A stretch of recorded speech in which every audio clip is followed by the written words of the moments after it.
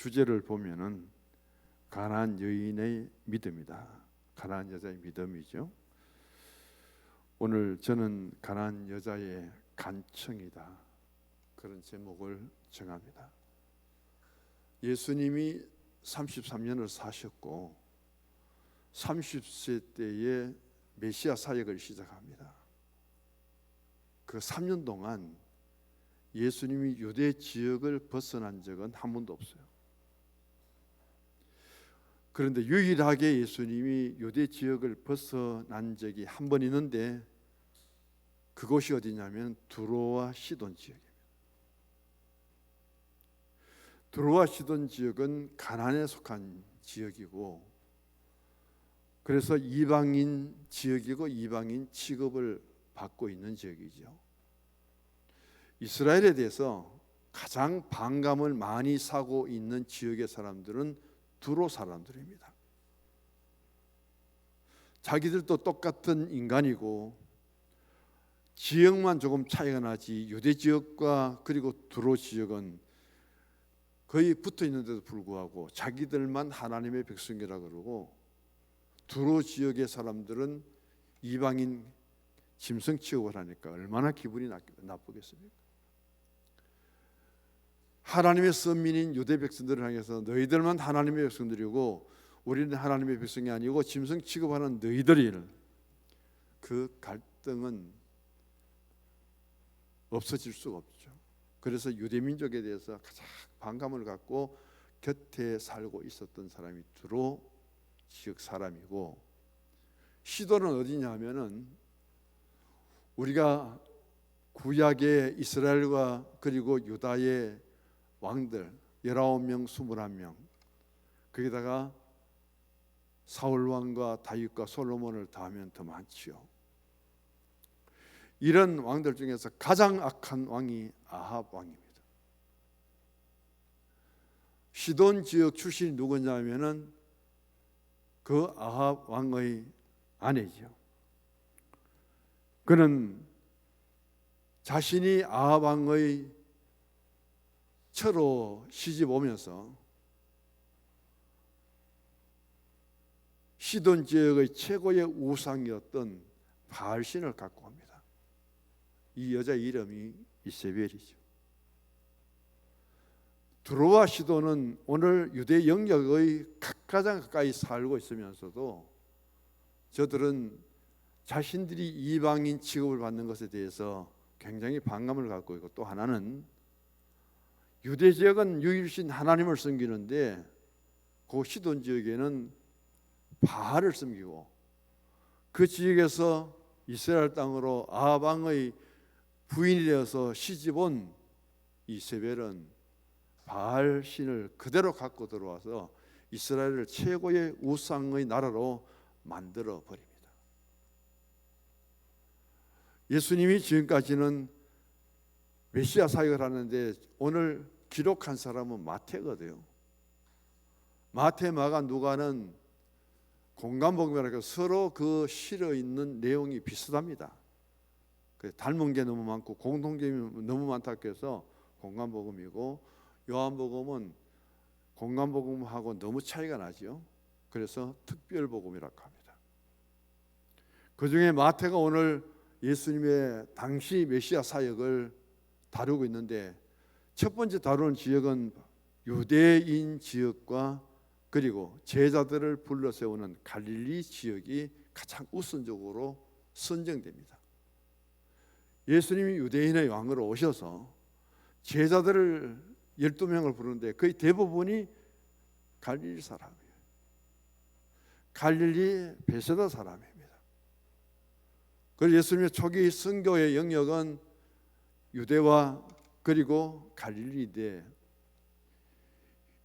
이제 마태복음은 15장 오늘 이 가나안 여인을 구심점으로 해서 예수님의 사역이 예루살렘과 그리고 이방 세계 속으로 확장되어 가고 있다는 것을 처음 제시합니다. 마태복음 28장인데 그것을 가장 중심에 문자적으로 나누면은 바로 오늘 본문이 28장 제일 중심에 서 있는 내용입니다. 선교 초기에 예수님이 그 유다와 갈릴리 지역에서 12 제자를 부르시고 채우셔서 복음을 통해서 진정한 하나님 나라가 무엇인가 씨뿌린 그 비유를 일러주시고 14장 오병이어를 먹이시고 15장에 또 4,000명을 먹이시고 그러면서 이제 이 갈릴리 지역에 있었던 예수님 선교 지역을 확장해서 오늘 본문에처럼 시돈과 두루 지역으로 나아가는데 여기에서 한 사람이 찾아옵니다. 그 사람을 오늘 본문에 보면은 가나안 여인이라고 말하지요. 가나안 여자 하나가 그 지경에서 나옵니다. 그러니까 유다 영역의 지역이 아니라 여기 바로 두로 시돈 지역에서 뛰쳐나왔는데 이 여자를 가리켜서 가나안 사람이다. 그리고 이방인이다. 다른 성경에 마가복음 보면 수르보니게 여인이다.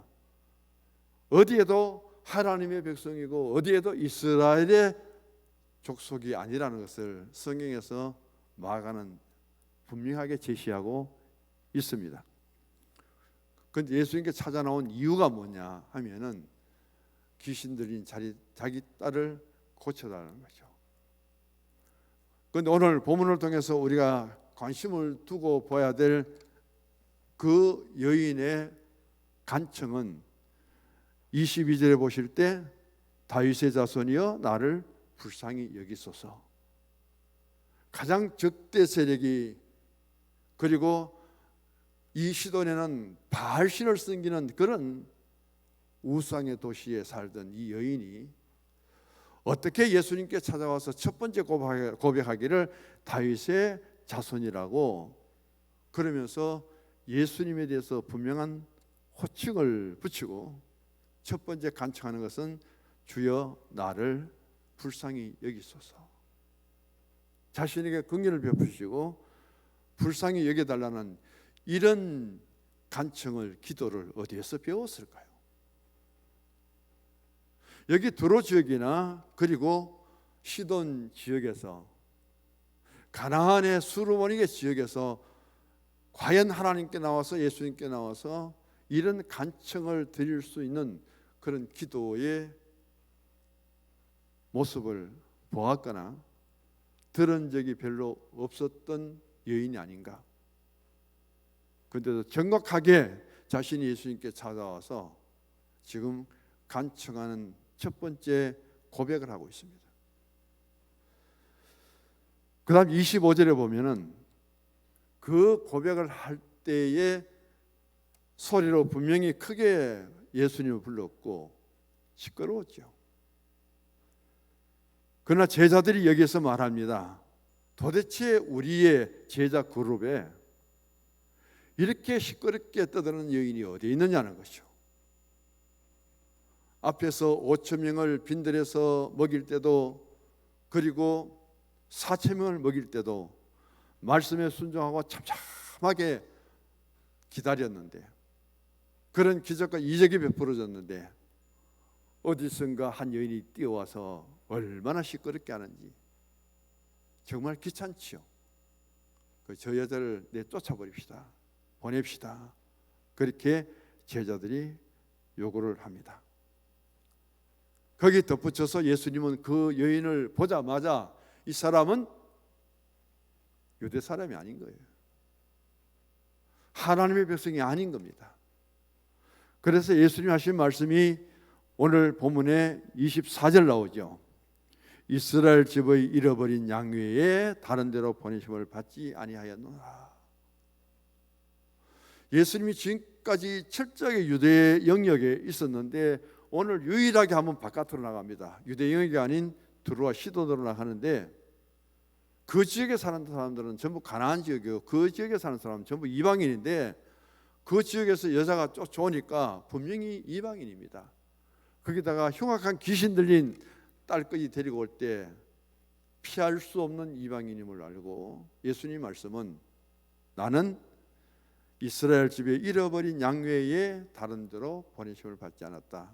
지금 너 같은 이방인을 상대로 하고 이방인이면서도 불구하고 그 따라 흉악한 귀신들의 모습을 갖고 너에게 붙들릴 시간이 없다, 함께 할 수 있는 시간이 없다고 그렇게 외면해 버립니다. 그런데 25절에 이 여자가 멈추지 않죠. 아예 예수님 앞에 와서 절을 해버립니다.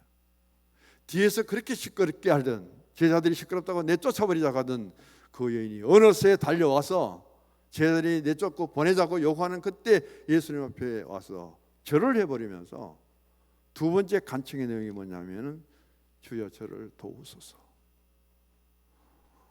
우리가 기도할 때가 많은데 오늘 가나안 여인인 이 여인의 기도의 과정을 한번 기억하셨다가 이런 과정으로 기도하십시오. 가장 높고 위대하신 하나님 앞에 나는 가장 낮은 자리에서 부족함이 없는 하나님 앞에 나는 부족함을 가득 안고, 하나님은 가장 지혜로우신데 나는 너무 미련하고 하나님 모든 것을 가지셨는데 나는 아무것도 가진 것이 없습니다. 주님이 도와주지 않으시면 나는 살아갈 수 없고 주님이 도와주지 않으면 나는 아무것도 할 수 없다는 그런 낮은 곳에서 절을 한다는 것은 어떤 절을 했을까요? 이 여인은 예수님 앞에 무릎을 꿇어버렸을 겁니다. 완전한 복종이에요. 완전한 항복이에요. 주님 나를 도와주지 아니하면 나는 일어서지 않겠습니다. 내가 가장 낮은 곳에서 주님 앞에 무릎 꿇는 이 도우심은 이방 여인이도 너무 괴롭고 억울한데 나에게 준 하나의 딸도 어떻게 가장 흉악한 귀신이 들려서 인간 구실도 못하고 저런 모습으로 내가 저 딸과 평생 살아가야 됩니까? 주님이 이 자리에 이곳에서 주님이 도와주시고 이 치유가 일어나지 못한다면 내 인생은 얼마나 비극적이고 그는 할 말을 잃어버립니다. 주님 앞에 그런 모습으로 자신의 모든 것을 바쳐서 절을 해버리죠. 그런데 예수님은 한마디 더 앞서 나갑니다. 자녀의 떡을 취하여 개들에게 던짐이 마땅하지 않다. 유대인들이 이방인들을 개 취급한다 할지라도 예수님이 이방인을 개 취급한다는 것은 여기에 처음 나오죠. 잃어버린 내 자녀들에게 그 떡을 취하여서 나의 자식들도 나의 자녀들도 이스라엘 백성들에게도 다 먹이지 못하는데 나의 선민 이스라엘에게 줄 떡을 빼와서 개 같은 이방인 가난한 당신 같은 사람에게 내가 주는 것은 유대의 신앙에서 하나님의 선민 사상에서 이것은 있을 수 없는 일이다. 그 무시하고 멸시하고 다른 사람 몰라도 예수님이 어떻게 이렇게 무시하고 멸시할 수 있습니까? 반문할 수 있는데도 불구하고 이 여인은 지금 무릎 꿇고 절하는 그 자리에서 다시 한번 고백합니다. 27절 같이 읽어봅니다. 여자가 이르되 주여 올소이다마는 개들도 제 주인의 상에서 떨어지는 부스러기를 먹나이다 하니 아무리 조심스럽게 먹어도 찰떡이 아닌 이상은 많이 부스러기 떨어지죠. 내가 예수님 찾아온 것은, 내가 지금 가장 급한 것은 흉악한 귀신 들린 저 딸이 주님을 통해서 많이 고침을 받을 수 있고 주님이 주님의 백성인 유대인들에게 가장 맛있는 떡을 주는 것, 저는 그 시기하지 않습니다. 마땅히 주셔야죠. 그런데 그 떡을 주는데 먹다가 떨어지는 부스러기가 있다면 그 부스러기 신앙이라도, 부스러기 축복이라도, 부스러기 사랑이라도 먹게 해달라고 그렇게 간청하고 기도합니다. 예수님이 이 가난한 여인, 그가 예수님께 찾아와서 간청하는 모습이 불쌍히 여겨 주십시오. 그 앞에 엎드려서 절을 하고 가장 큰 은혜를 삼는 것이 아니라 상에서 떨어지는 부스러기 은혜라도 내가 받기를 원합니다. 그 과정을 지켜볼 때 이것은 단순한 고백이 아닌 거예요.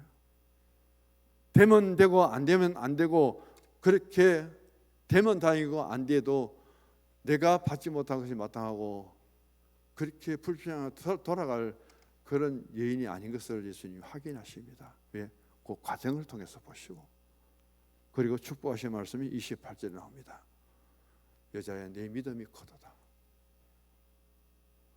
예수님이 이 여인이 가진 믿음과 그리고 예수님 찾아오신 목적과 어떤 과정을 통해서 예수님에게 긍휼을 받아야 되는지를, 어떻게 예수님께 도움을 받아야 되는지를, 자신이 왔던 그 목적에 내 딸을 고침을 받을 수 있는 길이 무엇이라는 것을 분명히 알고 그 과정을 이어가면서 예수님의 마음의 감동을, 예수님이 얼마나 이 신앙의 과정 속에 이 여인의 고백에 그리고 간청의 은혜를 받았으면 예수님이 28절 이렇게 갑자기 변화스러워요. 그러면서 크게 칭찬합니다. 참 내 믿음이 크도다, 대단하도다. 내가 이스라엘에서 이만한 믿음을 만나보지 못했다고 했던 그 백부장의 믿음을 예수님이 칭찬하신 것처럼 오늘 이방인입니다. 앞서서 예수님은 오병이어 사건을 일으키시고 왕으로 삼으려는 것을 피해서 예수님이 산으로 가셔서 기도하는데, 제자들을 명하여서 배를 타고 건너편으로 오라고 하시고, 예수님이 기도하시는 곳에서 보니까 배를 타고 가는 제자들이 풍랑을 만나서 죽을 지경입니다. 예수님은 떨어져서 기도하는 것 같아서 기도하시면서 예수님은 제자들의 모습을 지켜봅니다. 내가 오늘 이 시간 무엇을 하는지 그 사건을 통해서 보면 주님은 지금도 지켜보고 계신다는 거예요. 그리고 풍랑만 만나서 그렇게 힘들어하는 제자들의 모습을 보시고 예수님이 기도를 멈추시고 산에서 내려오셔서 바다 위를 첨벙첨벙 걸어가셔서 누구를 찾아갑니까? 고난당하는 제자를 찾아가잖아요. 거기서 예수님 만나서 들은 제자들에게 칭찬입니까? 책망입니까? 이 믿음이 적은 자들아. 엄청난 충격일 거예요. 그런 충격적인 예수님의 충고를 받은 이 제자들이 참 부끄러웠을 겁니다. 그런데 그 사건 뒤에 이 여인이 처한 환경을 보시기 바랍니다. 예수님이 깨닫고 인정할 만큼 이방인들은 그런 짐승의 취급을 받습니다. 상대가 안 되죠. 그런데 이 여인의 그 짧은 시간 예수님을 만나서 간청을 드리는 그 순간순간의 모습을 보시고 예수님은 당장 그 자리에서 평가합니다. 내 믿음이 크다고요. 그리고 왜 나를 찾아왔는지 그것을 예수님은 더 묻지 않습니다. 내 소원대로 되리라. 딸도 치유되고 이 가난한 여인도 믿음의 예수님께로부터 큰 믿음으로 인정받고, 이 예수님 한 번 만남을 통해서 이 여인이 그 딸이 고침받은 것, 그리고 자신의 믿음이 크다고 인정받은 것, 그 주님을 얼마나 감사하며 따랐을까요? 이 가난한 여인이 오늘처럼 주의 재단에 세움을 입는다면 그 간증을 얼마나 잘했을까요? 내가 만난 예수님, 내가 그 받은 은혜에 증언하는 데는 누구도 따라갈 수 없을 만큼 믿음의 확신을 가졌을 겁니다. 오늘 우리의 믿음의 모습입니다. 요즘 제가 참 많이 생각하거든요. 나에게 하나님이 좀 더 20년, 30년 전에 이런 믿음의 확신을 주고 말씀을 준비하면서도 내 마음에 그런 감동을 주고 뜨거움을 주셨다면 하나님 어땠을까요? 내게 평화 있고 안식이 있고 가정이 있고 그런 삶 속에서 내가 느끼지 못하다가 정말 주님만을 바라보며 이제 세상에 살아가는 날보다는 주님께 나아갈 날들이 더 적게 남았고 이 땅에 무슨 소망을 그렇게 가지겠습니까? 그런 가운데 정말 신앙적으로 마지막 주님 앞에 내가 설 때 부끄럽지 않아야 되겠다는 그런 생각을 가지면서 묵상하니까 지금의 내 영성을 깨워주는 하나님 앞에 너무 감사를 드리지만은 이미 시간은 다 지나갔더라고요. 이미 시간은 다 지나갔더라고요. 어떻게 하나님 말씀 한 번, 두 번 보고 그건 나름대로 정리를 하면은 요즘 신문을 봐도 잊어버리고 집에 가서 왔다 할 때도 전화기도 놔두고 열쇠도 놔두고 그렇게 잘 잊어버리는데 하나님 말씀이 내 머릿속에 얼마나 심어주시는지 너무 감사해요. 억지로 열려고 하면 못 외웁니다.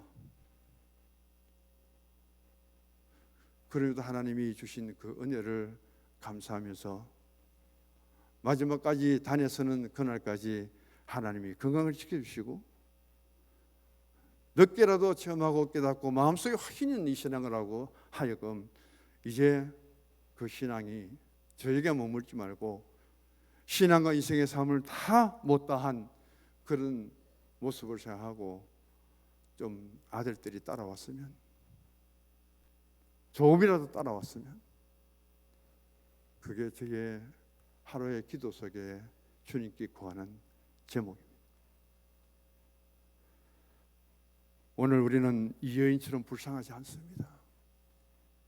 내게 있는 하나의 자식이 흉악한 귀신이 들려서 귀신이 지배하고 귀신의 행동을 하고 귀신의 말을 하고 그런 그 하나의 딸이지만 부끄럽지 않게 그 딸을 데리고 와서 예수님 찾아와서 한 번의 간청을 통해서 이 치유받는 그 기쁨과 그 행복은 어디에 비할 수 있을까요? 내가 만난 예수님, 내가 한번 기도하고 응답받은 그 예수님, 가장 억눌리고 불행하게 살아갈 수 없는 내 딸의 건강을 회복하는 치유의 역사, 그 딸과 함께 귀신들과 흉악한 귀신 속에 데리고 다니는 엄마의 부끄러움이 아니라 당당하게 나음을 입은 그 딸을 옆에 두고 함께 믿음으로 살아가는 이 어머니에게 어떤 기쁨과 어떤 감격이 있었을 거예요. 이제까지 그런 은혜를 받지 못하였고 이제까지 그런 체험이 없다 할지라도 우리도 남은 우리 인생의 삶을 살아가며 내 신앙의 마지막에 이런 체험과 이런 은혜와 이런 능력을 힘입는 그 신앙의 축복을 받는 우리 성도님 되시고 우리 가정의 어둠과 어려움과 그것을 주님이 찾아오셔서 축복하시고 치유해 주심으로 이전에 없었던 신앙 안에서 기쁨과 삶의 만족과 그리고 하나님께 영광을 돌릴 수 있는 우리 성도님들의 가정과 식구들 그런 마음으로 성소중앙교회를 새롭게 섬길 수 있는 그 신앙이 이 공동체 속에 아름답게 심어지기를 주의 이름으로 축복합니다. 하나님 아버지, 한 가정의 모습입니다. 남편은 어디 있는지도 모릅니다.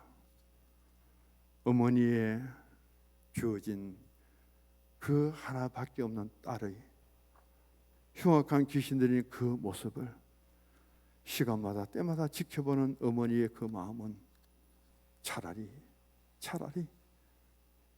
없어지고 싶은 마음뿐이었을 것이고 저런 흉악한 귀신이 들려서 평생을 살아가느니 차라리 죽었으면 하는 바람이 어머니 마음일 텐데도 불구하고 그 딸을 데리고 만왕의 왕이시며 상처 입은 예수님 어떤 상처도 문제도 가져오면 취하시는 예수님을 찾아와 멸시와 천대 속에 제자들로부터 내쫓김을 받으면서도 그 틈을 뚫고 달려가서 예수님 앞에 무릎을 꿇어버리는 그리고 간청하는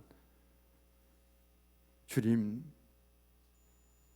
나를 도와달라고 불쌍히 여겨달라고 부스러기 은혜라도 내가 받을 수 있도록 해달라고 비록 자격은 없습니다.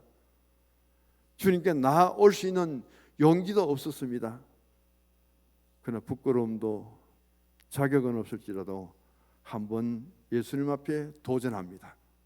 그 길이 복된 길이며 그 간청이 주의 응답을 받았고 문제가 해결되고 치유되고 흉악한 귀신 들린 딸이 주님 앞에 구원받고 그 입술을 열려서 찬송하고 감사하며 일어서서 모녀가 걸어가는 그 신앙의 길, 삶의 길은 얼마나 행복했을까요?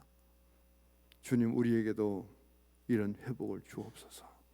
삶의 자리에 순간순간마다 우리 주님 예수 그리스도의 이름으로